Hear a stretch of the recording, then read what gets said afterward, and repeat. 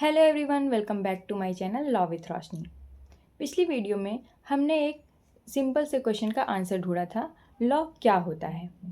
आज हम उससे एक स्टेप आगे बढ़ेंगे और बात करेंगे इंडियन कॉन्स्टिट्यूशन के बारे में। अगर आप इंडियन सिटीजन हो, स्टूडेंट हो, हाउसवाइफ हो, जॉब करते हो, बिजनेस करते हो या लॉ बैकग्राउंड से नहीं हो, कॉन्स्टिट्यूशन हमारी लाइफ का सबसे पावरफुल डॉक्यूमेंट है। लेकिन प्रॉब्लम ये है कि लोग कॉन्स्टिट्यूशन का नाम सुनते हैं, बुक्स में देखते हैं, न्यूज़ में सुनते हैं, लेकिन एक्चुअल में नहीं समझते कि कॉन्स्टिट्यूशन होता क्या है, इसका हमारी लाइफ में रोल क्या होता है। आज का वीडियो इसी कन्फ्यूज़न को क्लियर करने के लिए है। मैं कॉन्स्टिट्यूशन को बिल्कुल ज़ीरो लेवल से सिंपल लैंग्वेज में और रियल लाइफ एग्जाम्पल्स के साथ एक्सप्लेन करूँगी। Part 1. Simple meaning of Constitution. सबसे पहला और सबसे इम्पॉर्टेंट सवाल, कॉन्स्टिट्यूशन होता क्या है? तो सिंपल वर्ड्स में समझें तो कॉन्स्टिट्यूशन एक मास्टर रूल बुक होती है जो किसी देश को चलाने का सिस्टम सेट करती है। जैसे स्कूल में स्कूल की रूल बुक होती है, ऑफिस में कंपनी पॉलिसी होती है, वैसे ही कंट्री के लिए कॉन्स्टिट्यूशन होता है।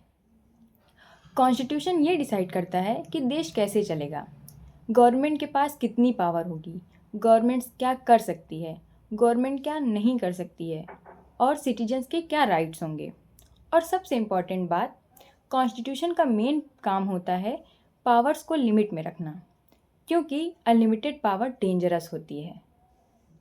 अगर गवर्नमेंट के पास अनलिमिटेड पावर हो तो सिटीजन्स के राइट्स ईजिली छीने जा सकते हैं और जनता की आवाज़ दबाई जा सकती है, डिक्टेटरशिप आ सकती है। इसलिए कॉन्स्टिट्यूशन कहता है कि पावर्स तो होगी लेकिन कंट्रोल में। Part 2. Why was the Constitution necessary in India? अब समझते हैं हिस्ट्री। 1947 के पहले इंडिया कैसा था? इंडिया ब्रिटिश रूल में था। उस टाइम ब्रिटिश गवर्नमेंट सुप्रीम थी। इंडियंस को इक्वल राइट्स भी नहीं थे।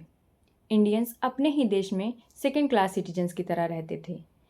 ब्रिटिश ऑफिसर्स कोई भी ऑर्डर दे सकते थे। इंडियंस लोग कोर्ट में भी इक्वल नहीं थे। फ्रीडम ऑफ स्पीच भी प्रैक्टिकली नहीं थी।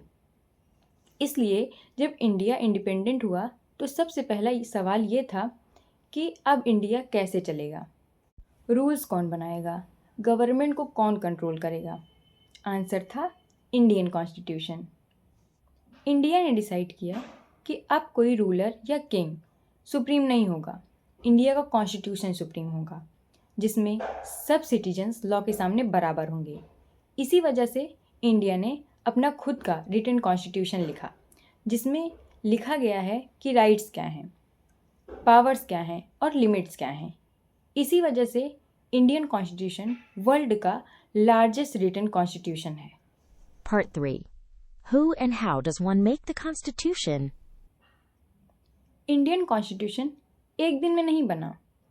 इसको बनाने के लिए कॉन्स्टिट्यूएंट असेंबली की स्थापना की गई, जिसे संविधान सभा कहा जाता है। इस असेंबली में लॉयर्स, लीडर्स, स्कॉलर्स और सोशल रिफॉर्मर्स शामिल थे। कॉन्स्टिट्यूशन को बनने में 2 साल 11 महीने और 18 दिन का समय लगा था। अब बात करते हैं भारतीय संविधान के जनक कहे जाने वाले डॉक्टर भीमराव अंबेडकर के रोल के बारे में। डॉक्टर अंबेडकर ड्राफ्टिंग कमेटी के चेयरमैन थे, लीगल एक्सपर्ट थे और इक्वालिटी के स्ट्रॉन्गेस्ट सपोर्टर थे। उनका फोकस था कास्ट बेस्ड डिस्क्रिमिनेशन को ख़त्म करना, माइनॉरिटी राइट्स को प्रोटेक्ट करना और वुमेन राइट्स को इंश्योर करना। इसलिए उन्हें फादर ऑफ इंडियन कॉन्स्टिट्यूशन कहा जाता है। Part 4. Main parts of Indian Constitution. Number first, preamble. इसे B.R. अम्बेडकर ने कॉन्स्टिट्यूशन की सोल कहा था। ये बताता है कि इंडिया एक सोवरिन, सोशलिस्ट, सेकुलर, डेमोक्रेटिक और रिपब्लिक कंट्री है और कॉन्स्टिट्यूशन का गोल है जस्टिस, लिबर्टी, इक्वेलिटी और फ्रेटर्निटी बनी रहे। अगर सिंपल वर्ड्स में समझें तो सबको न्याय मिले, सबको आज़ादी हो, सब बराबर हों और समाज में भाईचारा बना रहे। Number 2, fundamental rights. ये सिटीजन्स के राइट्स होते हैं। ये वो राइट्स हैं जिसे गवर्नमेंट भी बिना किसी रीजन नहीं छीन सकती, जैसे right to freedom, right to equality, right to life and personal liberty. Example, अगर गवर्नमेंट आपको बिना किसी कारण जेल में डाल दे तो ये आपके राइट टू लाइफ का वायलेशन होगा और आप आर्टिकल 32 के तहत सीधे सुप्रीम कोर्ट जा सकते हैं। Third, directive principles. ये गवर्नमेंट के लिए गाइडेंस होते हैं। ये गवर्नमेंट को बताते हैं कि वेलफेयर स्टेट कैसे बनाना है, गरीबों का ख्याल कैसे रखना है, एम्प्लॉयमेंट, हेल्थ और एजुकेशन को इम्प्रूव कैसे करना है। ये कोर्ट में इन्फोर्सिएबल नहीं होते, लेकिन मॉरली बहुत पावरफुल होते हैं। फंडामेंटल ड्यूटीज़, सिटीजन्स की रिस्पॉन्सिबिलिटी। सिर्फ राइट्स ही नहीं, ड्यूटीज़ भी होती हैं, जैसे कॉन्स्टिट्यूशन की रिस्पेक्ट करना, नेशनल यूनिटी मेंटेन करना, इन्वायरमेंट को प्रोटेक्ट करना।